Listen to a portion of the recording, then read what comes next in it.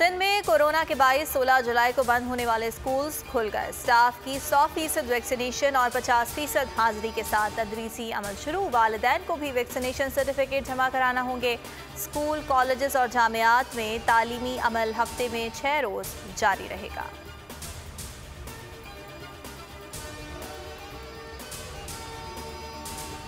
मुल्क में कोरोना की हलाकत खेज वार मजीद 66 अमवात, तादाद 25,670 हो गई। 3,800 नए केस रिपोर्ट, शरह 6.75% रही। अब सिर्फ जलसे नहीं होंगे, रोड कारवान भी चलेंगे। हुकूमत को घर भेजना होगा। मौलाना फजलुर रहमान का एक बार फिर इस्लामाबाद की तरफ मार्च का ऐलान। कराची में जलसे से खिताब में कहा, इंतखाबी इस्लाहात को जूते की नोक पर रखते हैं। अमरीका को अड्डे ना देने का दावा करने वालों ने अमरीकियों को होटल्स दे दिए। अफगानिस्तान में तमाम धड़ों को तालिबान के हाथ मजबूत करने चाहिए।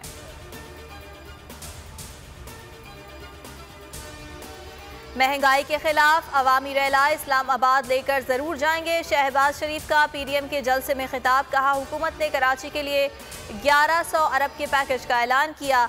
आज तक इमरान नियाजी ने चंद टकों के सिवा सिंध के अवाम को कुछ नहीं दिया। झूठे वादों पर टरखाया जा रहा है। मौका मिला तो मुल्क को फलाही रियासत बनाएंगे। पीडीएम ने सिर्फ शो किया जिसमें कोई पावर नहीं थी। ऐसी नाअहल और गैर संजीदा अपोजिशन तारीख में देखने को नहीं मिलती। यह आइंदा 7 साल भी एहतजाजी बैनर्स उठाकर गुजारेंगे।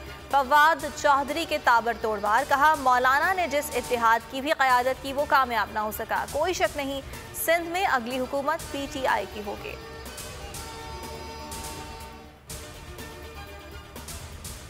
बहुत से दोस्तों पर भरोसा किया लेकिन उन्होंने धोखा किया।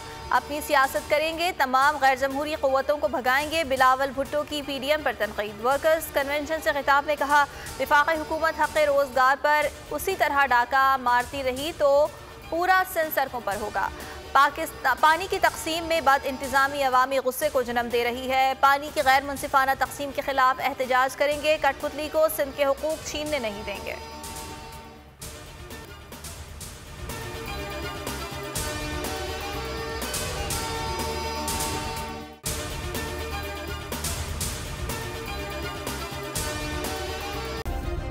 सब्सक्राइब करें और बेल दबाएं ताकि कोई खबर रह न जाए।